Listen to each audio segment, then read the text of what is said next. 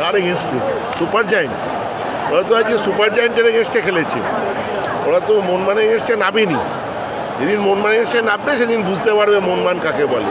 এখন টিমটার প্লেয়ার সবে এসছে, কেউ কেউ মানে দুদিনও প্র্যাকটিস করেনি। অভিষেক সিংকে দিনই চেনেই না ভালো করে, তো কোনো তালমিলই নেই আমাদের দুটো প্লেয়ার। আর ব্যাড লাক, লিস্টারের যে বলটা মেরেছিল সেটা যদি বারে লেগে গেল, সেটা যদি তখনই যদি গোল হয়ে যায়। তবে দেখুন আমাদের ফিটনেস যে অবস্থায় রয়েছে সে অবস্থায় ম্যাচ জিতলে এটা অবিশ্বাস্য হতো। ওরা সিনিয়র টিমটাকে কলকাতায় লিগে খেলিয়ে অনেকটা এগিয়ে আছে, এবং আমি আমার আগেও বলেছিলাম যে ইস্টবেঙ্গল এগিয়ে আছে। তো যাই হোক, ওরা জিতেছে, যারা জিতবে তাদেরকে কনগ্রাচুলেশন। তবে সুপার জায়েন্টের সঙ্গে জিতলো, মোহনবাগানের সঙ্গে যখন খেলা হবে তখন মোহনবাগান সুপার জায়ান্টের সাথে যেটা বলতো যে মাঠে নেমে প্রথম মিনিট থেকে মস্তানি করতে, তাহলে কি আজকে ইসমান মস্তানিটা দেখালো? মস্তানি কালকে একটা দেখছিলাম কোনো একজন ওদের কর্মকর্তা বলেছে যে আমরা তো মোহনবাগানের সঙ্গে খেলতে যাচ্ছি না, আমরা তো সুপার জায়েন্টের সঙ্গে খেলতে যাচ্ছি। সুপার জায়েন্টের কাছে হেরেছি, ওরা জিতেছে, মোহনবাগানকে তো হারায়নি।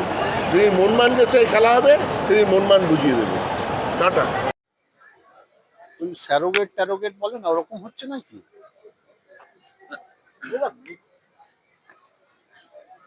আমি শুনলাম কেউ একজন বলছিল রাস্তায় ছাতা নিয়ে যাচ্ছিল, বৃষ্টি পড়ছিল, মোহনবাগানের কিছু লোক ওই ছাতার তলায় ঢুকে গেছে। এইসব কথা ওদেরকে বলতে বারণ করো। দীর্ঘদিন থেকে অসভ্যতা চালাচ্ছে। আমি চাই না মোহনবাগান ক্লাব একটা ঐতিহ্যশীল ক্লাব, তাদেরকে বিদ্রুপ করতে। মাঠে লড়াই হবে, হ্যাঁ আমরা হেরেছি। আমরা 17টা ম্যাচ আনবিটেন ছিলাম।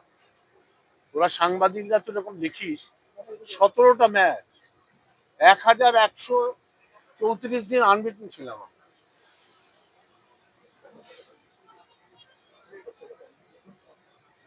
আমরা এসব বলছি না, আমরা এরকম বহু জবাব ওদের দিয়েছি, এখনো ওদের থেকে বহু ম্যাচ এগিয়ে আছি। যদি এসজি আলাদা হয় তাহলে এগিয়ে আছি, দেখা যাবে ভবিষ্যৎ।